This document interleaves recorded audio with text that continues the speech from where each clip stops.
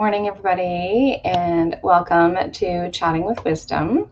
So today I am going to share some tips to manage stress and anxiety. So for those of you who don't know who I am, my name is Rollie, Allaire, and this is Chatting with Wisdom. So every Wednesday I jump on, and typically I have someone to interview and share information about a topic that they've chosen. And so with this week, I didn't have anyone that had signed up for this particular week. So I decided that what I was going to do is share some tips to manage stress and anxiety. And specifically because of all of the different things that are going on in the world right now. So we have things that are going on in our own world. We've got things that are going on in our communities. We've got things that are going on in bigger capacity, like in worldwide, so internationally. So like there's a lot of these different things that are happening that affect where things are at for us in terms of stress and anxiety. And so for those of us like me who are prone to bouts of anxiety, it's a great way of being able to demonstrate or figure out how to manage that, manage these symptoms so that they don't become a full-blown panic attack, so that they don't become more challenging than it already is. So if we can manage our stress and our anxiety on a regular basis, then we don't have to get to that level of difficulty that we have in managing our anxiety. So that said, I wanted to start off with sharing a little bit about what are some symptoms of what does stress and anxiety look like. And so, and it's going to be different for different people. Some people are going to have all of these symptoms. Some people are going to have none of these symptoms, and it's going to show up and look completely different. But I just wanted to give a series of symptoms that will actually show you some of the things that you may be actually feeling when you're under stress and anxiety. So you may have a stomach ache, muscle tension, headaches. You may have rapid breathing, and I'm checking my notes to make sure that I'm not missing anything. So, because there's like so many different things, and I also don't want to repeat them all, but I probably will anyway. As I'm chatting or as I'm talking, I will probably have something else to say. So fat heartbeat. How about a fast heartbeat? Sweating, shaking, dizziness. Frequent urination, and change of appetite, trouble sleeping, diarrhea, fatigue. So these are some of the symptoms that you may actually experience when you're dealing with stress and anxiety.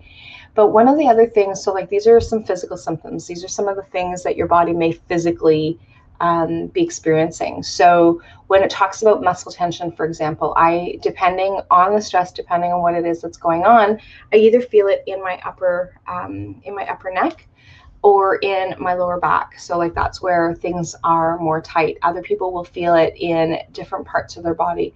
Some people will feel the tightness in their chest. The rapid breathing is so like that. Breathing from the top part of your chest.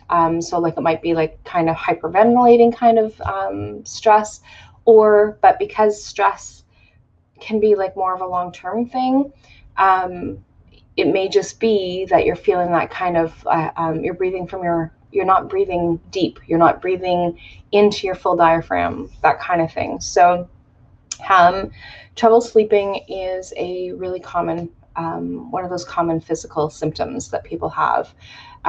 They're staying up at night worrying about things. They're having difficulty getting comfortable. It's too hot. It's too cold. It's they can't get comfortable. Like there's just so many different things around the sleep things that actually happen that you might want to be able to explore. But like those are some of the symptoms that may be happening.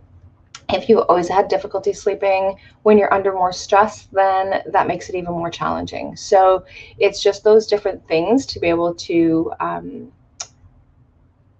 it's just being able to be aware of some of those symptoms. So like that's just really, really important for us to be able to know. The other thing that comes with in terms of symptoms can be things like mental and emotional symptoms. So you have those feelings of impending doom. There's always something bad that's going to happen. You're always feeling like there's something around the corner that's gonna go wrong, and you're feeling like I can't do anything right. So all those kinds of things about having those impending doom. Panic or nervousness, especially in social settings. So when you're actually out in public and doing things, and you've got that panic or that anxiety, that worry about like, okay, is that person looking at me? What's going on? Do I look okay? All those kinds of things are also part of that stress and anxiety. And sometimes it's part of our personality as well. So again, it's being able to distinguish between the two, but it's usually when you're under stress and anxiety, it's heightened. It's worse than it's ever been. Difficulty concentrating. So the more stress that we're under, the more anxiety that we're feeling, the more challenging it is for, hey, Jack, how's it going? The more difficult it is for us to be able to pay attention to what it is that's happening. Irrational anger. So, and what I mean by that one is that you're getting angry over something that, like, seriously, why am I getting angry over that? And so it's those little things that it's like, hey, why is that such a big deal? Like, it really isn't a big deal. And when you're not feeling that stress and anxiety, it isn't a big deal, and it's not gonna, it doesn't really make any difference that way. So and then just restlessness. You just can't seem to get comfortable. You can't seem to get, you can't figure out what it is that's happening. You kind of jump from one thing to the next. You're really not focused on one thing. And you just can't find anything to just kind of settle things down. So those are, excuse me, those are some of the tips, or those are some of the symptoms that you actually have when you're actually under stress. So if you're catching the replay, or if you're on right now, share with me if there's any other symptoms that you experience. What kind of symptoms do you experience when you're feeling stress and anxiety? So I know that for me, one of the things is that irrational anger. So I will just get angry over like really stupid things. It's really not that big a deal. And if I would just stop and breathe, and then I can get a clearer vision. I can get a clearer idea of what it is that's going on. And some of the physical symptoms that I get is that rapid heart rate, trouble breathing. Those are kind of some of the things that I will experience when I'm feeling stressed. And so what are some of the ways that we can actually do? And what are some of the let me try that again. I just got distracted by somebody who just popped on. So what are some of the things that you can do to be able to try and protect yourself from stress? Because we obviously can't, stress doesn't just go away. We obviously have stress in our lives. We have work, we have life, we have family, we have community, we have so many different things that actually cause that stress in our lives that we can't control, right? So if it was just us and we can do everything the way that we wanted it to happen and nobody would interfere with any of those things, then it would be easy for us to be able to live stress-free. But we don't live in a community where we're completely by ourselves. We don't live in a world that there's no one else but us. We live in a world that there's other people. And a lot of times at home is where we feel a lot of, where we feel more stress, but where we will actually display more of our stress symptoms, or at least that's the experience that I've had with most of the people that I know, is that when you are out in public, you actually try to prevent yourself from having anyone else having anyone else know that you're actually experiencing those symptoms. So it's just really important for us to be able to identify that stress is part of our lives, and that's not going to go away. So we're going to have to deal with stress in some capacity. So that part there is like really important for us to be able to know. But there are different ways of us being able to be able to manage that stress and to protect ourselves from stress. So one of the things that we can do, and a lot of us, including me, are guilty of, is not eating healthy. So finding healthy ways of being able to eat. And I don't mean like 100% of the time, and not doing, not having that ice cream, or not having that those potato chips, or whatever. It's just being able to, for 90% of the time, or like a good 90% of the time, 80 to 90% of the time, eating healthy and finding and putting those good nutrition into your body, so that you can actually, your body has a fighting chance of combating that stress. Being aware of drinking or other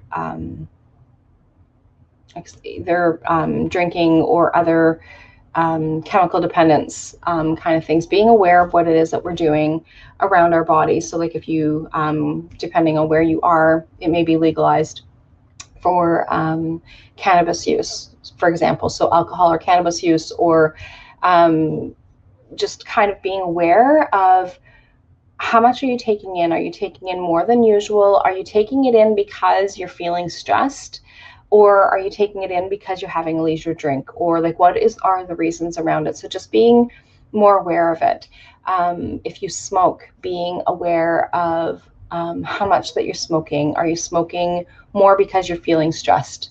So like all these kinds of things impact our body. So if we can actually reduce some of those things, will allow your body to have a better time of being able to deal with things. So it's just really important for you to be able to be aware of those things.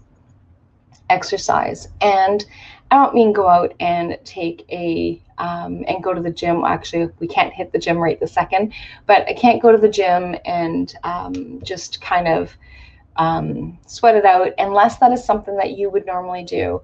But doing something as simple as going for a walk, doing something, whatever it is that your regular normal routine is, it's really more important at this point to make sure that you're actually implementing it.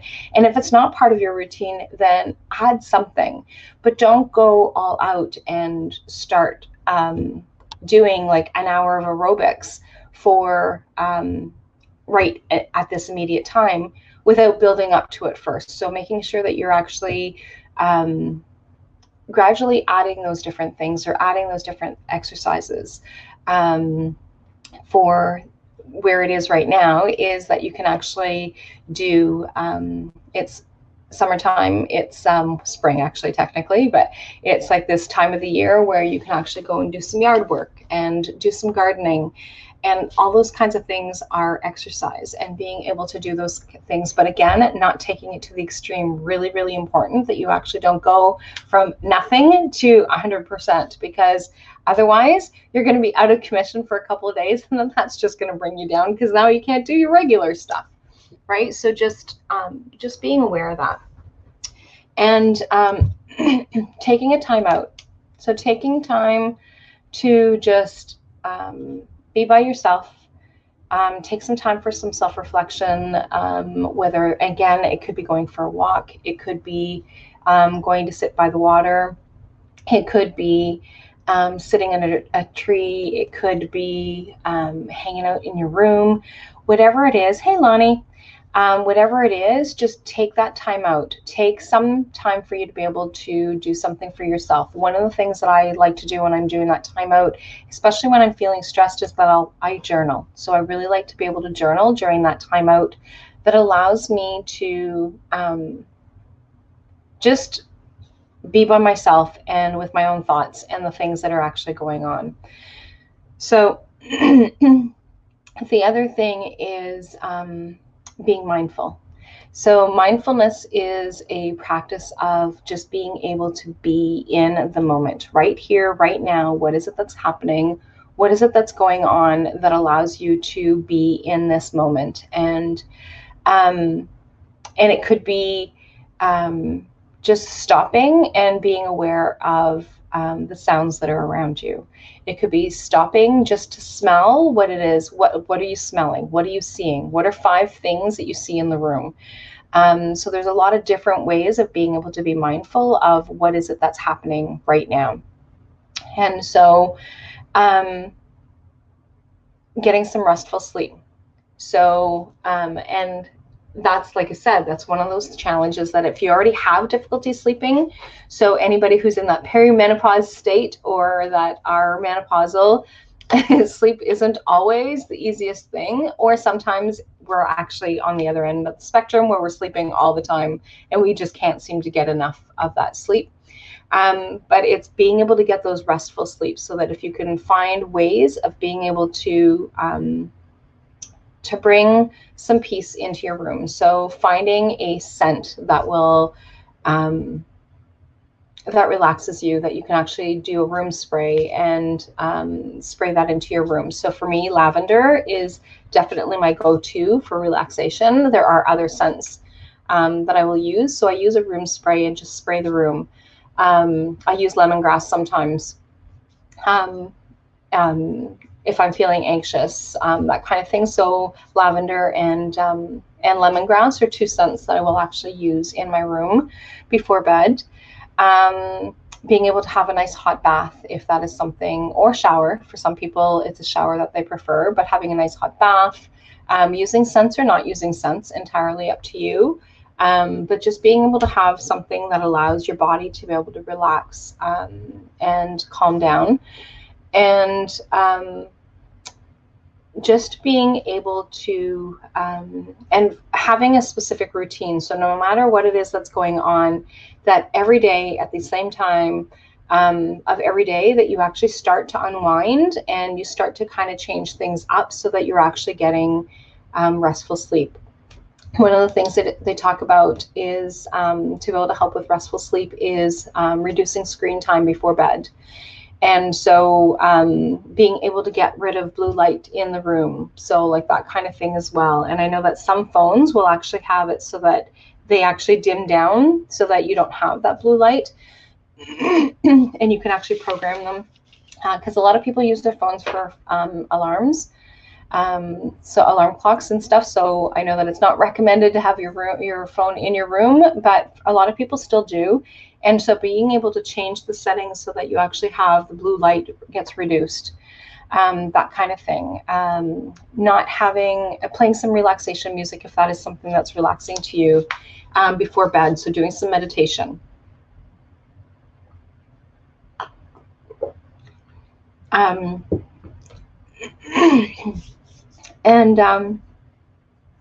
the other thing is not being too hard on yourself. So a lot of us, especially when we're dealing with stress and anxiety, we're always our worst critic. So we are always our worst critic when good things happen. And so when when something bad happens, then we're even worse on ourselves. And so things that we think are completely horrible, other people will say to us, well, it's really not that bad. Right? So, or you didn't do that bad, or it wasn't that devastating, is the feedback that we get from other people. But in the meantime, we are feeling like, oh my God, it's the end of the world and it's just not happening. And so it's just really important for us to be able to take some of that pressure off of ourselves, not to try and be 100% perfect. And for some of us, that's really challenging. Over the years, I've learned to not have that need for perfection, but it's, and I shouldn't say that need for perfection, because I still would like it to be perfect, but I've learned to be able to let go of some of those things that don't make it so that it's 100%, so that it's 100% perfect, so that there's some flexibility, there's some change. And that kind of came with when I became a single mom. And I had 2 young kids. And so one of the things I started taking a parenting program so that I had some additional support with other moms. And so the leader at the time, so Lori, one of the things that she said is, so do you want to have a perfectly clean house, or do you want to have some well-contented children? So you have to choose. So I was working full-time and a mom, and so coming home and making sure that everything was perfect meant that I wasn't spending time with my kids. So I had to choose. And so when my kids were little, that was one of the things that I did at that point, was make those concessions of, it doesn't need to be perfect. We can do things a little bit differently, and the dishes can wait until after. I don't need to scrub the bathtub down immediately after we've used it, those kinds of things. So I just kind of changed things up a little bit so that I could actually manage things, so that I had more time to be able to spend with my kids. So it's about being able to have those priorities and those changes of what it is that's going on. So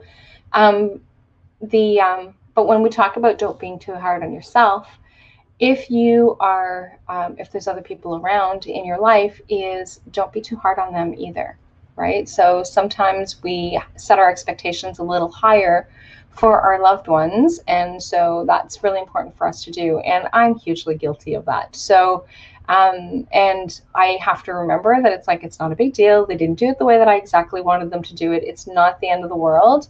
Some things is, if it needs to be done a certain way, then I just do it myself. And then I don't have to worry about what else is happening or what else is going on. So, so that part there is really important as well, to be able to help manage that stress and anxiety.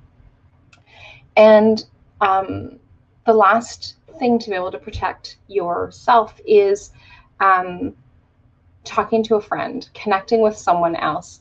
A lot of times when we're feeling stressed or anxiety, is that if we can actually talk it out, or that we can connect with someone else and we can actually feel that empathy from other people, then sometimes it's not as bad as it was. And once we've talked it out, so whether it's professionally or with a friend, the only thing that I always remind people is that whoever it is that you're talking to, make sure that they're not going to drag you back down, right? So that they're not sinking you in further, because then that's not helpful, right? So you want to be able to find those people who are going to uplift you, support you, and be supportive of you, but not drag you further into the hole. So for example, if you're having a stressful moment with your child, or having a stressful moment with your spouse, that you're not going to talk to somebody who's going to tell you all the negative things about this particular person, or all the negative things about your job, or all the negative things, and just kind of help feed into what it is that you're already feeling, then that's not helpful. So finding somebody who is going to support you, be there and be empathetic, but also help to lift you back up again, so that you are not, so that you're not feeling alone. Connecting with others that are in similar situations with you, so that you're again not feeling alone. Having that support system is really, really important. So, and those are some different ways of being able to protect yourself against stress. So the last thing that I want to actually, the last area that I want to actually share is about, is talking about 3 different ways to be able, 3 steps to take when you're feeling stressed. So like there's, and of course there's lots of things that you can do, but like, so I'm going to talk about 3 different things. So when you're feeling stressed, realize when it's causing you a problem. So sometimes, like I said, we experience stress on a regular basis, but when there's something that is going on in our life that is repeatedly stressful, that is not changing, we really need to identify that this is something that's going on in our life. And so when we can actually realize what's causing the stress, when that it's causing us a problem, then we really need to be taking a look at it a little deeper. So but the first part of it is being able to realize what is causing us stress. And then the second step is identifying the causes. So is it because you're not eating properly? Is it because you have a family member who's not well? Is it because, and it could be a lot of different things. So, but identifying what are the causes? What is it that's causing that stress? Is it something that can, basically what you're doing at this point is just identifying it. So trying to figure out what it is that's happening and what it is that's causing it. Because if we can eliminate some of those things, then that would be helpful. So if we are feeling stressed because we're never getting out and doing any physical activity, then that can be something that can be easily remedied. If we are stressed because we're not eating properly or we're waiting too long, and then we get into those hungry, anger, those hangry parts of us. And so like, then again, that's an easy way of being able to do it. But first realizing, when is it a problem? What is it that's going on that's causing it? And then identifying the causes. And then the third one is reviewing your lifestyle. So what is it in your life that you can change? What are some of the things that you can eliminate for causing that stress? And for some people, that is changing the people that we're around. So that may be one of the things that we need to be doing, is taking a look at those relationships, and are they healthy relationships? Is it something that we should be putting ourselves, be putting ourselves in those situations? Do we not have strict enough boundaries? And so like, when it comes to like relationship issues or relationship situations, is it our job? Can we change our job? What is it that's happening with our job? Can we talk to our bosses? Can we deal with a coworker differently? What are some of the things around the job that we can actually do? Or do we have to change jobs? Do we absolutely hate our job and we need to find a new job? So like, there's all these different things that we can actually do to be able to recognize what it is that's happening. Are we taking on somebody else's stress?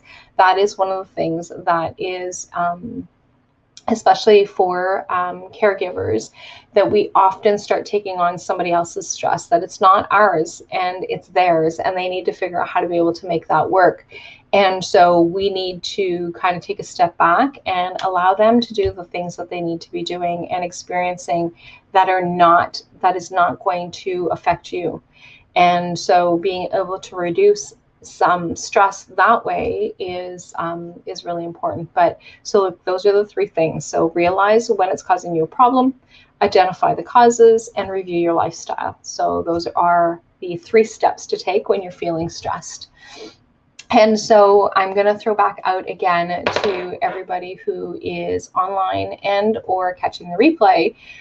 What are some of the things that you guys do? And so I'd really like to see in the comments, what are some of the physical symptoms that you have? What are some of the mental and emotional symptoms that you experience? What are some of the ways that you do to protect yourself from stress? And do you take some different steps when you are when you're feeling stressed, when you're recognizing and realizing that those things are happening? What are some of the things that you're doing? So I will, so I'm going to end here. And if you guys have any feedback, would love to be able to hear and have a conversation. And I will be on next week with Heather. So, and we will we'll have a chat with Heather next week, and really looking forward to that. And I will chat with you guys later. Bye for now.